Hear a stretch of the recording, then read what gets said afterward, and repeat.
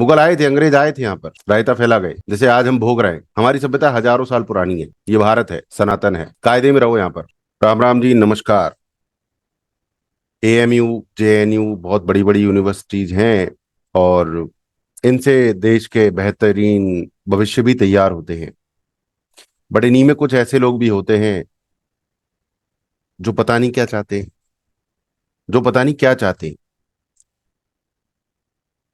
बड़े दुख की खबर तो मैं नहीं कह सकता।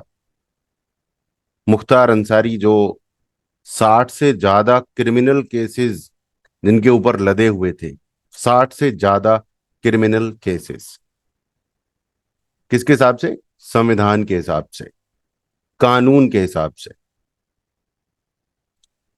और एएमयू के मुसलमान स्टूडेंट्स आज मुख्तार अंसारी को श्रद्धांजलि अर्पित कर रहे हैं, मुख्तार अंसारी को हीरो बना रहे हैं। फिर ये कहते हैं कि जब इनका कोई हक मरता है तो ये रोने लगते हैं कि भाई संविधान में हमें दिया गया है हक, संविधान में दिया गया है हक, कानून में दिया गया है हमें हक।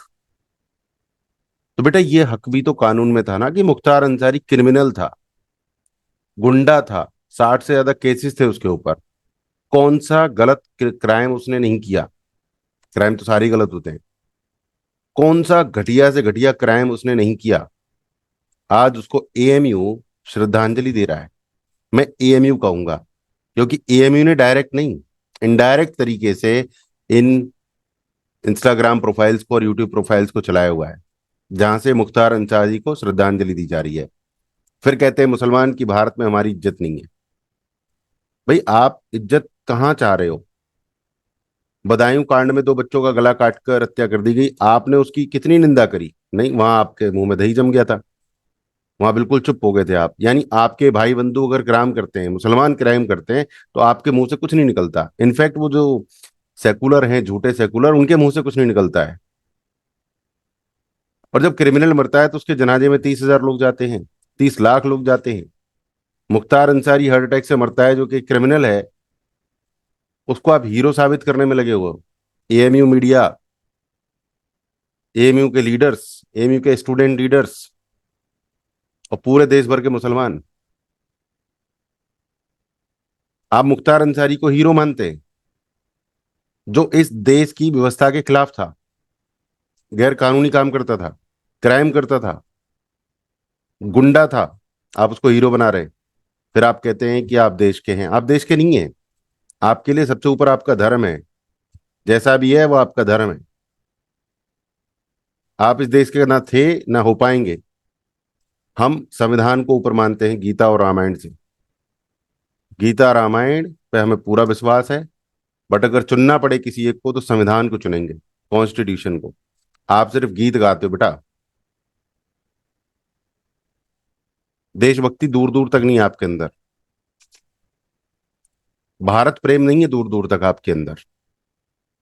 अपने आप से सवाल पूछो कि अगर इज्जत चाहिए तो गलत को गलत और सही को सही कहने की हिम्मत लानी पड़ेगी। दुबई को देखो, यूनाइटेड अरब एमिरेट्स को देखो, सऊदी अरब को देखो। ये देश तरक्की कर रहे हैं और यहाँ पर भी मुसलमान ही रहते हैं। सिर्फ पाकिस्तान में और भारत में मुसलमान नहीं रहते, कजाकिस्तान, किर्गिस्तान, तुर्कमेनिस्तान में भी रहते हैं। एपीजे अब्दुल कलाम भी मुसलमान थे, अशफाकुल्ला खान भी मुसलमान थे। अगर मुसलमान बनना है तो ऐसा मुसलमान बनो जिसे भारत पूरा आंखों पर बिठा के रखे।